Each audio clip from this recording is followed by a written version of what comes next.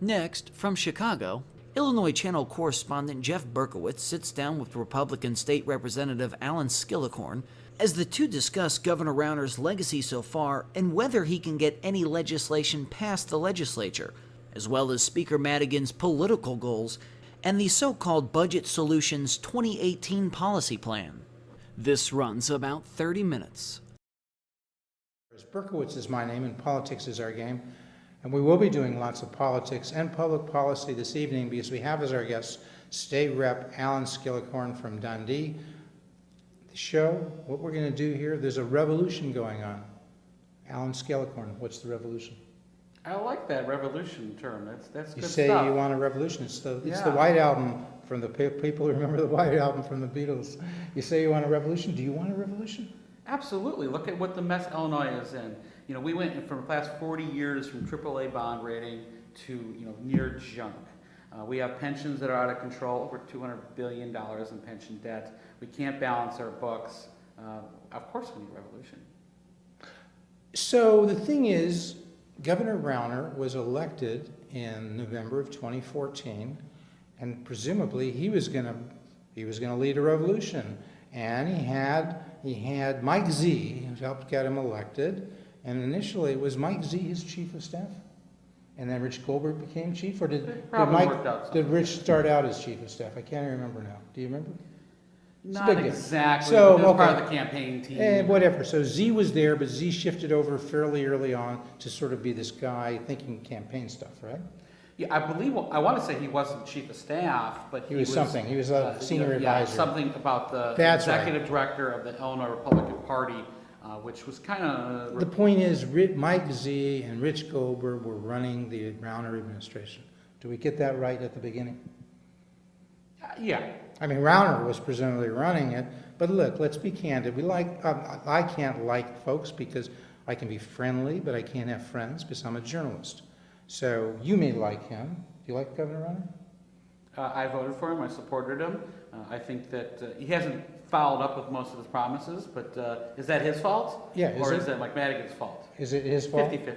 Well, what about some people say, the governor's a good sales guy, and he was good campaigning because that's sales, but even though he was like $1 billion in net worth and running a, what do we call that firm, a venture capital investment management firm. So even though he was doing that, he wasn't really the guy running it. He's not really a CEO type. That's the problem. Some even say he's a conflicted CEO for his first 2.5 years.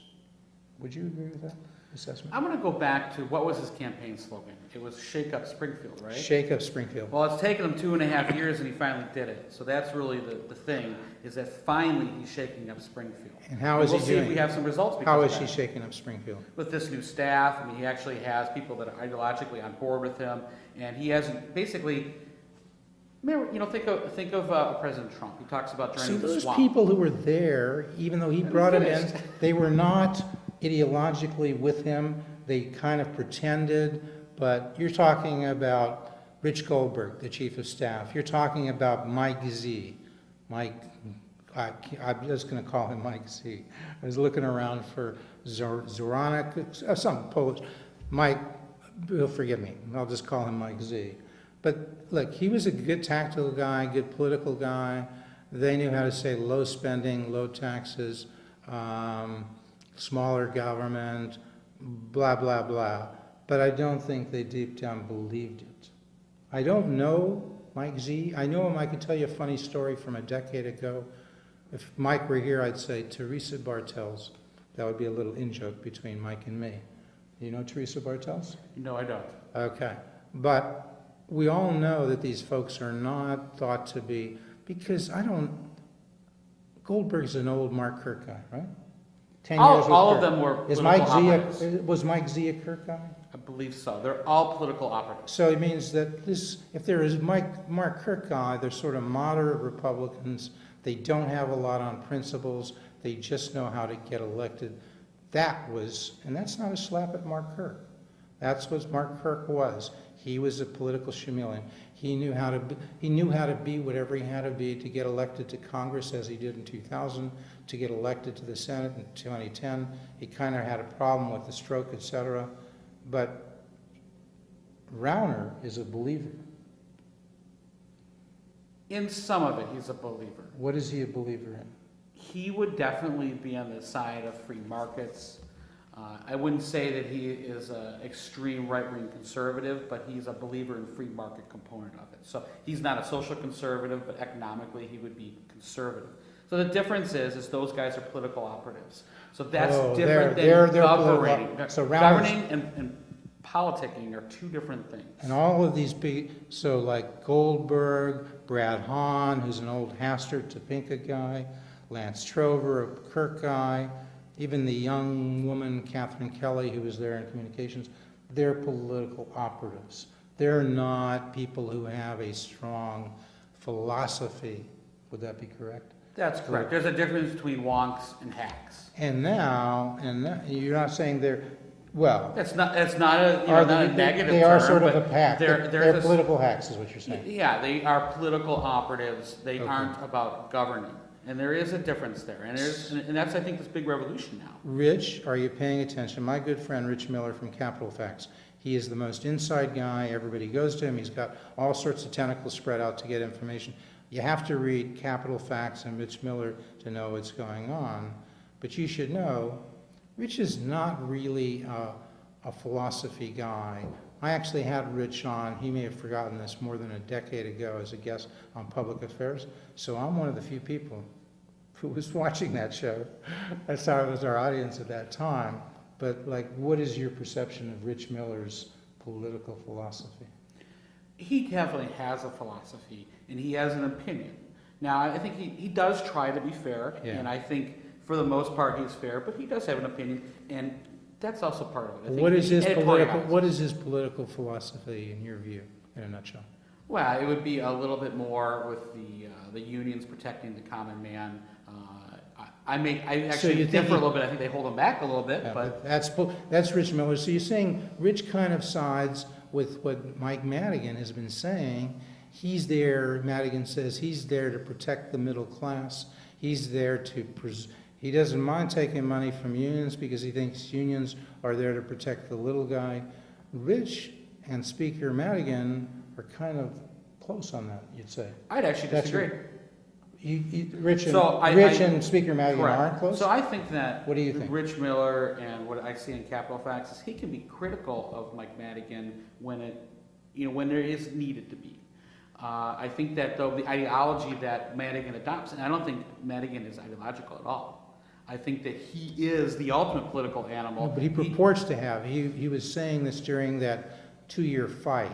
He says Rauner wants to change things in terms of taking things away from union people in the middle class. I'm not saying he necessarily believes it, but you heard... He's opportunistic. You heard Speaker Madigan say that, right? He's opportunistic in Okay. that regard. But Rich, you're he is saying- about okay. retaining power and of having more seats in the Democratic caucus than ideology. Well, the governor said, I think he said that Madigan told him this early on, maybe even before he was elected, that Speaker Madigan said his job is to manage power and to make money from managing power, something to that effect. Have you heard that?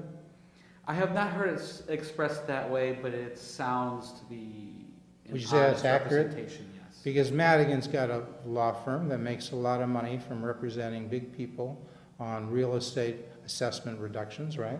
That is correct. So he's and look making why money. we have not had any transformative reforms in property taxes. Why is that? Is because both the caucus leaders on the other side are making money off of that. And interestingly enough, here's a place where Chris Kennedy and Rauner may have some common ground, because Chris Kennedy seems to be, that is the nephew of JFK, John Fitzgerald Kennedy. He is the son of RFK, Robert F. Kennedy, both of whom were assassinated.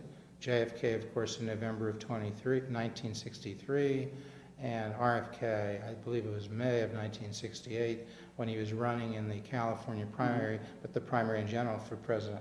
Correct. Okay, that's Chris Kennedy, one of the major candidates for governor in the Democratic primary. But he's been very critical of Berrios, he's been very critical of Madigan. He says they have conflicts, so they can't deal with the issue you raise. They cannot honestly look at reform because they're making money off of the system that if it were reformed, they wouldn't be able to make as much money. So you and Chris Kennedy would be singing from the same choir book, is that what they say? Well, On that you score. can't, well, he has also taken advantage of the same perks also. But also, is he Who doing has it? taken advantage? Chris Kennedy, he has taken advantage of some of those Risk. same. Well, he maybe- went there, Maybe not as so bad. even Rauner may have gone to Madigan Yeah, or a firm sure. to get a tax reduction. So there's a difference in going to a firm and getting a tax reduction and making your whole life about it. You would agree? That part is correct. But Chris is Kennedy it has not made his- opportunistic also, because he is not endorsed by the machine, he's not endorsed by the, the status quo Democrats, so of course, what does he have to do? Whereas, He has so to he takes them attack on. the party But you're chair. saying J.B. Pritzker seems to be getting those endorsements, getting the endorsements of the unions with the blessings of Speaker Madigan. So you're saying, looking at the Democratic primary, in your view, you're saying J.B. Pritzker has more to gain by supporting the Speaker, whereas Chris Kennedy, he doesn't have anything to lose by attacking him. because- Pritzker has bought those endorsements a long time ago, and he is definitely allied with Speaker Madigan in his interests. Okay, but we're digressing, my fault. So we talked about the old Trover and Lance Trover and Brad Hahn and Rich Goldberg, Mike Z, out with the old. They're gone. They're gone. Like way gone, okay? And in with the Illinois Policy Institute. Who would that be? Who is like the king of the Illinois Well, Policy John Institute? Tillman. He's the CEO. I think that's. I don't think he popular. has a job at the administration, though. Well, but. At least I have not seen it. Yes, but he, as we all know, he would say one of several senior advisors. I would say it appears to be one of the primary senior advisors to Governor Rauner for the first 2.5 years. In fact, I was shocked that John wasn't having more influence in policy. But as some people said, Jeff, you have to remember the governor talks to a lot of people, not just John. But now he's not taken a position, but so many of his people from the Policy Institute have, starting with who's the main person in the Rauner? Well, I think Rauner Christina Institute? Ramison And is there. her position is what? She's the chief of staff now. She's the chief of staff, and who's also there from the Policy Institute? Well, you have a whole new crew. The communications team Diana Rickard, is there. There's policy advisor. Mike Lucci? Correct. Laura Patrick from the Scott Walker regime, so kind of the same thing. Matt Besler now is there on the political side, I think right? he might be replacing Mike Z on the political side. Yeah, and he had been at the Illinois Opportunity Project, which was sort of the political arm of the Policy Institute. I may not be representing all the legalities here, so John, Yeah, it may tell me, don't get upset it with might me. be more removed than you think, but Yeah, but there's a legal connection there, whatever it is. there's a small world Okay. among Okay, the so- thought process. So Tillman is there in one form or another. Dan Proft, look, the conservative movement is now run by a triad, or has been. That would be Tillman at the Policy Institute, Proft at WIND, and Dick Uihlein, Uihlein, and some of the other rich people like Ken Griffin and so forth who are backers of Rauner. Do I kind of have that? Those are the people who've been running the state GOP now for the last 2 years. And of course, Rauner. I don't know if I'd go so far because I haven't seen that affinity, from the inside. But Yeah. I mean, there's definitely an influence there. Okay, so that's what's running things, and now you say there's a revolution because of these folks. I'm holding in my hand here, folks, a list of the Policy Institute people. That's the revolution we started the show with. That's the revolution you're championing. Is that right? For a long time. I mean, I have been about free market principles. I want to change things. I mean, I love Illinois. I want to stay in Illinois. I don't want to see us lose population. I don't want to see our debt increase. I don't want to see our credit get downgraded. These are real issues. So are you talking turnaround agenda? Are you talking, okay, let's speed up. The turnaround agenda is kind of now passé. That was here, Rauner said that when he first became governor. Apparently, I would say Mike Z ignored it, Goldberg ignored it. They just went fighting to fight, like political operatives. I don't think they had an effing idea, if I can use that expression, on our former governor, Rob Lovich. They had not an effing idea what those reforms were about. If you want, go to youtube.com/public affairs, watch Jim Durkin 2 years ago discuss those reforms on public affairs. The only time anybody from the administration was talking about it. But now Christina Rasmussen, she has like the idea of the Policy Institute's Budget Solutions 2018. So Rich, you should advise your people, if they want to understand what's going on, they should go to illinoispolicy.org, they should read Budget Solutions 2018, they should find, what is Budget Solutions 2018? Tell me, because at the beginning of the year, you and Jeannie Ives stood up with John Tillman when he announced his and the Policy Institute's proposal for a balanced budget. In a nutshell, what was that proposal? Well, mostly it was just structural reforms. So, and I actually No, did give it to file, me in one sentence. What does that do that was so different? Well, it balanced the budget without hiking taxes. Without hiking taxes, so it balanced the budget at roughly what level of spending? 31.5 million. Yeah, which is our current revenue. So no change in taxes, they balanced the budget. Did you hear about that on Channel 2? Did you hear about it on 5? Did you hear about it on public TV with like Carol Marine and Phil Ponce and Eddie Arusa and all my friends like Amanda Vinicky? Did you hear about it? No. And why didn't you hear about it from them? Well, they wanted to ignore it. And Because reality, they said, that, they told me this. This is not serious. Because I asked them, why don't you guys even talk about it? They said, this is not serious. And in their view, WTTW's view, so influential. It's not serious because why? In their view. well, they wanted the tax hike. Right, because they didn't have a tax hike, because that was the narrative.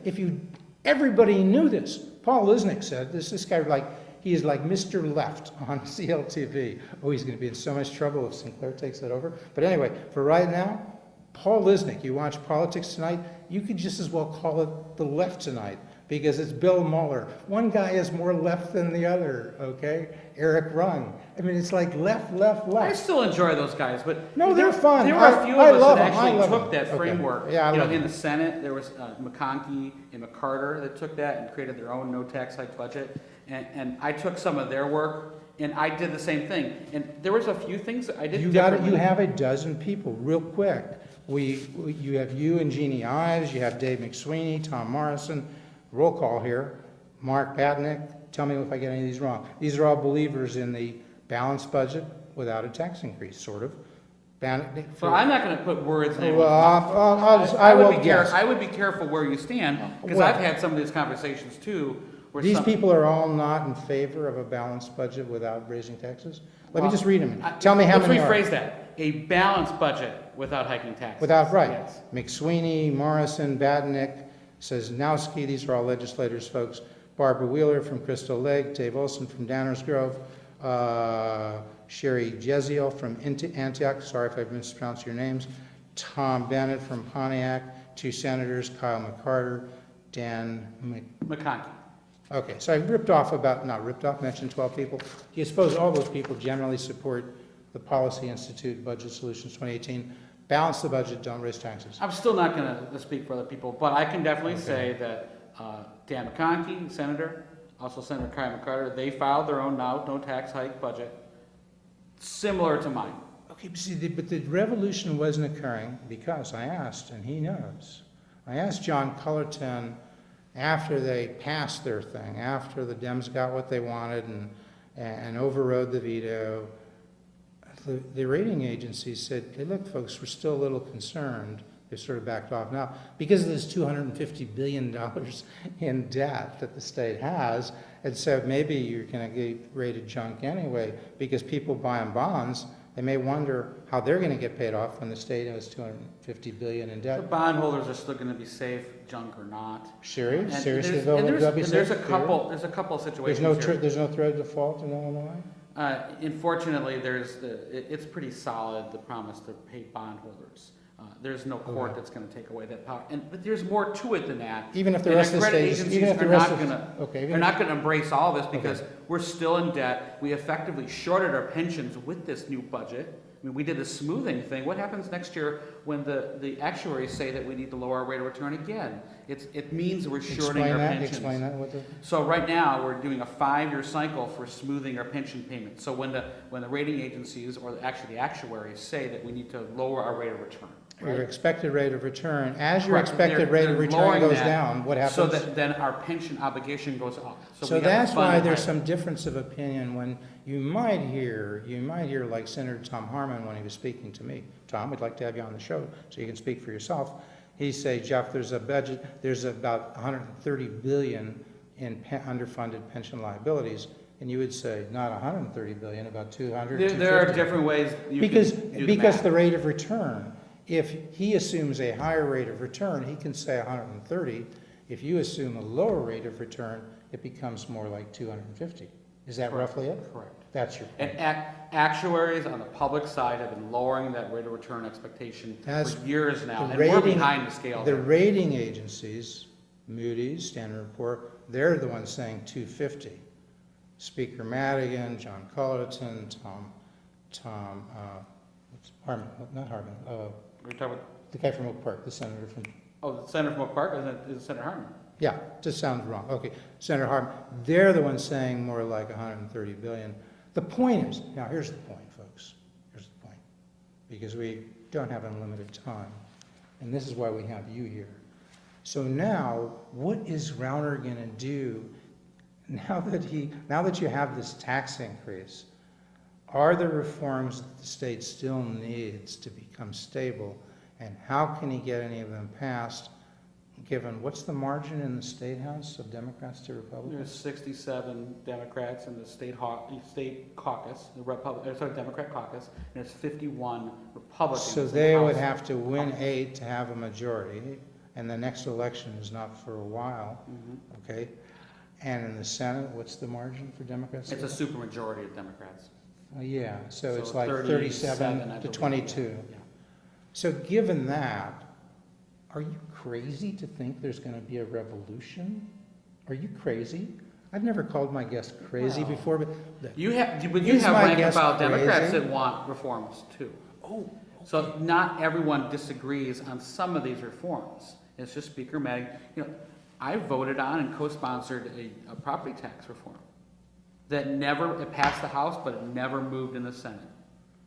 There are plenty of these reforms that rank and file Democrats don't have a significant problem with, but Mike Madigan doesn't let them move.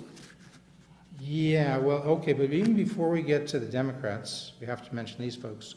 These were called sellouts by Paul Caprio. Steve Anderson, Terry Bryan, Fortner, Hammond, Harris, roll call. Those are 5 Republicans right there.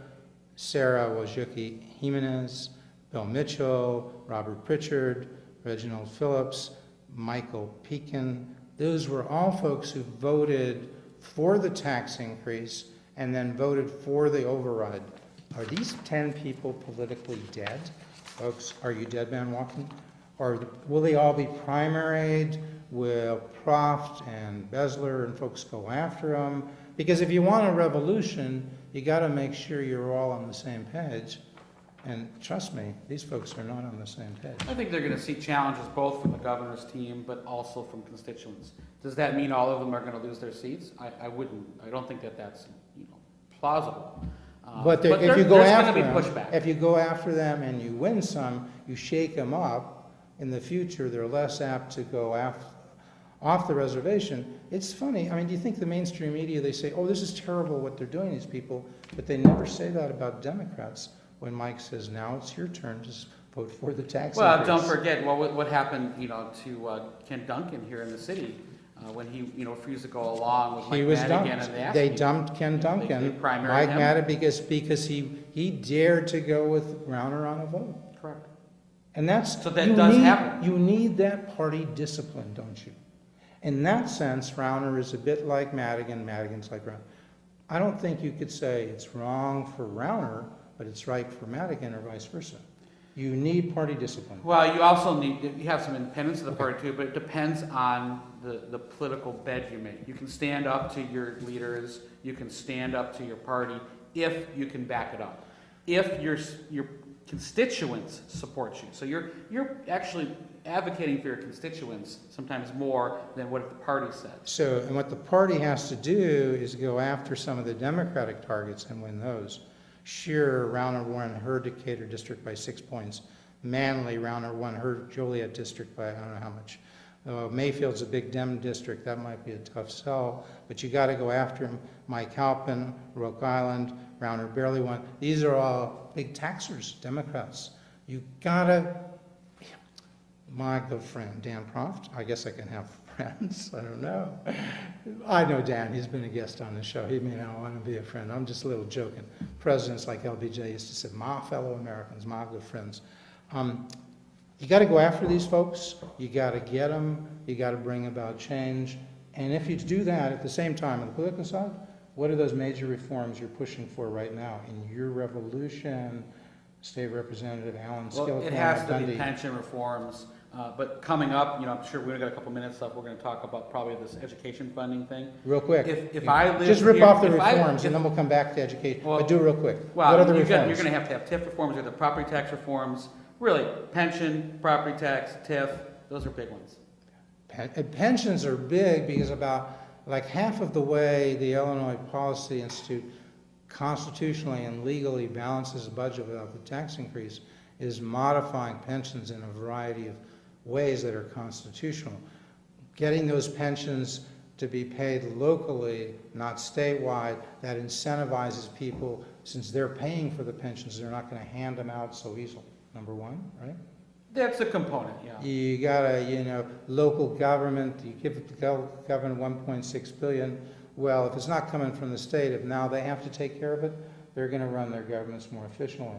So these You also have to reforms- give them more freedom to control. I mean, so much local municipalities are controlled by Springfield and the unfunded mandates. If you give them some freedom, they can pass along savings to the people. As Prof said a long time ago, you need system reform.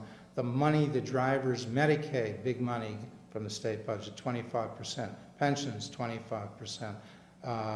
Education, 25%. Unless you're reforming those things, you can't really do much. That's where the money is. As the bank robber said, why do we rob banks? That's where the money is, right? Well, so back home. So let's go, we only got a minute or two. What's the big thing? It might be, we're taping this on July 25th. It won't be seen till early April. They'll probably decide the Senate one. August, probably, not April. Excuse me. It probably won't be seen till August, and the Senate one education issue will be decided then. What is the nub of the Senate one education issue? It's a evidence-based model for school funding. Unfortunately, it leaves Chicago out of that evidence model and funds it through block grants. And if I was a Chicago taxpayer, if I was a Chicago parent, I would be piping mad. Not because of this evidence-based model, but because Rahm Emanuel and the city council has billions of dollars in their TIF districts, and they underevaluate property, so that's unfair. And in the suburbs, I mean, why should they pay more in property taxes, essentially, because Chicago doesn't handle their own books right? So your point is, Rauner should veto, as he's going to do, veto this funding bill for state education. He's basically going to try to carve out, take away the pension bailout, as he calls it, for the Chicago system, maybe take away the block grant that's special for Chicago. Everybody else gets more money, and maybe they'll compromise on that. But the big issue, which the Tribune, my good friend Kristen McQuarrie had a nice editorial today, but she doesn't realize there's no reform of education. There's no school choice in that bill. There's nothing allowing people to flee the failing CPS and other traditional neighborhood schools, go to charters, go to vouchers. Do you agree? I would agree. I don't think just throwing more money. So my district gets more money. Yet we have controlled our own property taxes via referendum. And so do we really need more money from the state? Probably not. We do a very good job at our current funding level, even though evidence-based says we need more. So the main thing is... It doesn't always make sense. Veto that thing, do a mandatory veto, get something done, some help to some people, and then start talking about school choice, and then start talking about pension reform, and then start talking about Medicaid reform. Governor Rauner, lead the revolution. I'm not saying it, I'm just saying because I'm fair and balanced, but this is what your supporters are saying. That's what you're saying. You're telling Rauner to lead the revolution. I have no problem leading it myself. I don't need the governor to tell me what to do. And so far, he's been a little ineffective in these reforms. So I have no problem taking the charge myself. Well, you heard it here first. You just come back next week and every week, and you'll hear people like Representative Skillicorn, who's leading a revolution. And me, I'm a journalist. I'm just watching.